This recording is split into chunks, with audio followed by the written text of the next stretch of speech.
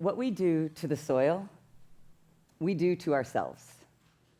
I came here today to talk to you all about what many find to be a fascinating and infinitely complex subject, and that is of the soil. Now, you may be thinking, that's just another word for dirt, but stick with me, because what I'm going to show you is why saving the planet and ourselves begins quite literally with the ground beneath our feet. And it all starts with a very simple equation. Soil equals life. There are more living organisms in 1 teaspoon of healthy soil than there are humans on the planet. That's 7.5 billion living organisms in 1 little teaspoon. It's incredible, right? What's even more incredible is that we are just learning about these organisms, and we've only identified about 15 or 20% of them. And we're just learning about the complex interactions that are taking place among these organisms in the soil microbiome. Now, there are about 6 inches of topsoil that cover Earth's arable surfaces, and it takes nature about 1,000 years to form up just 1 inch of soil. Well, it takes a lot less time to destroy it. Modern industrial farming relies on use of toxic chemicals and heavy equipment that till, plow, turn up the soil, poison these living beings, and destroy and crush the living networks of these communities that are living underneath the soil. To see what that feels like, take a look at this ancient city. Moments before this photo was taken, there was a thriving, bustling community, doing what communities do: building, exchanging goods, eating, breathing, doing their thing day in and day out. And then a bomb.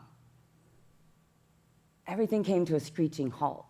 Now the pipes are broken, the roads are impassable, and the networks of communication, they're broken down, and most of the living beings are now dead.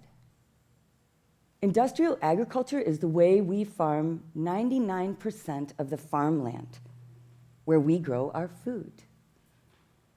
This is causing all kinds of disease and problems. As we all know, these methods originated back in the 20th century after the wars, when we creatively applied the additional surpluses of munitions and chemicals to agricultural sciences, where we learned how to boost fertility and feed a growing population, and where we learned how to very cleverly wipe out a pest with a single spray. Baby boomers will tell you the stories of when they used to run behind the airplane spraying DDT, thinking this was all fun and games. Well, we know now it's not, and it's caused a lot of sickness among humans, and it is crushing the living networks in the soil on which we all depend. And now we are losing topsoil at an unprecedented rate. And you might wonder, like, well, why does that really matter? Well, this is a great example of why it matters. This farmer is not set up to have a really bountiful crop year. You can see the corn is brown and stunted. The soil is compacted and cracked. It's unable to withstand the pressures of flood or drought. What we have learned, though, is that by farming using regenerative organic methods, we can actually build organic matter in the soil. And with each percentage increase in organic matter in soil, it can retain up to 8 times more water.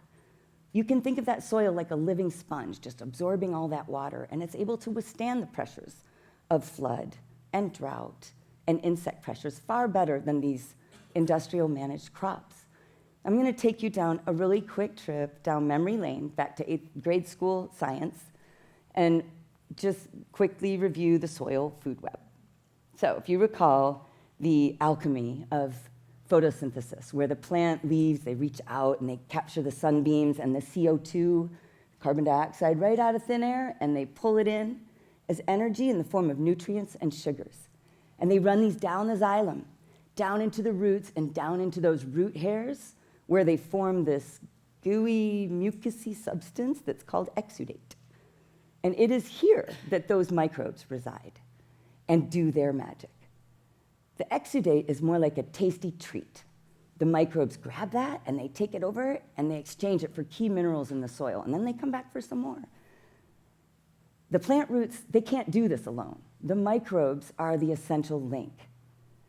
So as this mutually beneficial exchange continues to happen, the plants grow stronger, the roots grow deeper, and the populations of the microbes continue to increase, multiply, and to die. And as they die, they decay, forming organic matter that feeds other heroes in the soil that you can see here. But there are more heroes to this story who would save the soil if only we would let them. And I want you to meet one of my favorite ones. This is a dung beetle. You will find this beautiful creature on any organic cattle ranch that you visit. And I would know, because for many years I was an organic livestock inspector, and one of our little tricks as we walked around through those fields was to kick up the cow patties and look on the underside of them where we could see evidence of these dung beetles, because it was clear indication that that farmer wasn't using insecticides. You see, this creature cannot sustain the insecticides that we have been using. So we're wiping them out. For 65 million years, we have had these dung beetles performing an incredible service to the earth, to the soil, and to us. And what they do might sound kind of gross to you and me, and in fact, my teenage son, after listening to my talk, informed me, like, Mom, I really don't think you should talk about the dung beetles, because people don't like things that sound dirty. And I'm like, Coop, I've got to tell them about the dung beetles. There's 6,000 different species of dung beetles. And they spend their lives eating dung. Manure, that's poop, okay? They take the manure and they break it up and they roll it into these little balls that they use as breeding chambers and feeding source for their young. You can see why my son didn't think it was so neat. So they take these balls and they bury them down into the soil. Scientists estimate that one dung beetle can bury 250 times its own weight in the soil every day. That means I would be moving about 36,000 pounds of manure down under the ground if I were a dung beetle. So as they do this, they aerate the soil, they bring down vital nutrients and fertility, and they're also breaking the fly and parasite cycles above the ground. And they're breeding more dung beetles. So they're creating the perfect environment to create beautifully healthy living soil, as you see here. There are many more heroes to this story that I'm not going to be able to tell you about today. For today, we are focusing on the ones that you cannot see, and that is the microscopic ones, the microbes, that have been dancing endlessly for millennia to create the right conditions to create this beautifully healthy soil. What we're doing, however, with our industrial practices is basically 70 years of industrial practices. It's like a geological blink of an eye, and we are wiping out many of these species above and below the ground. Scientists estimate that we only have about 50 or 60 harvests left, and that we're on the cusp of the next mass extinction. The last one was 66 million years ago. So as we wipe out species above and below the ground, we're also wiping them out inside our gut. So the human microbiome is starting to look like the monocultures that feed us. And this is when it gets really serious, okay?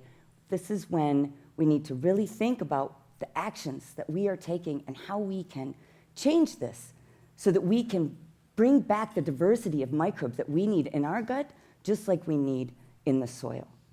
So I want to take you, again, down memory lane.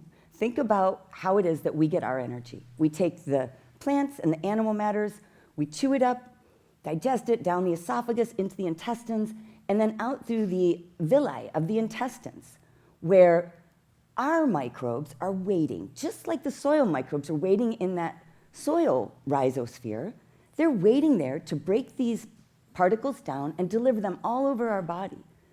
And the human microbiome dictates far more than you would ever think. In fact, it's also a science that is emerging as quickly as that of soil.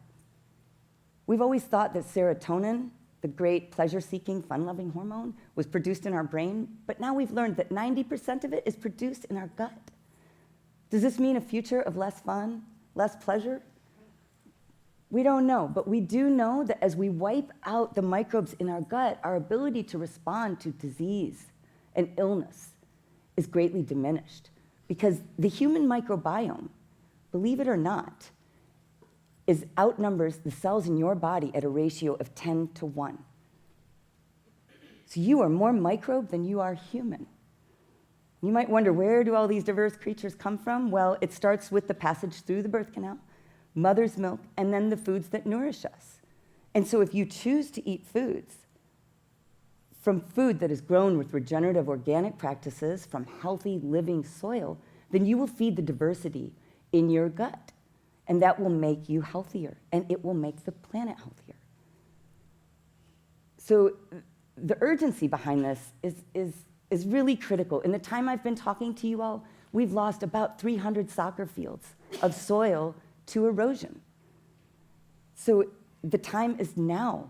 We need to stop the madness, stop dropping petrochemical bombs on our soil every day, embrace the dung beetle,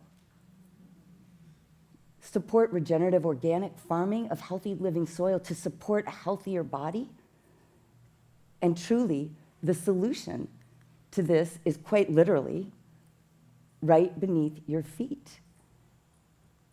What we do to the soil, we do to ourselves. Thank you.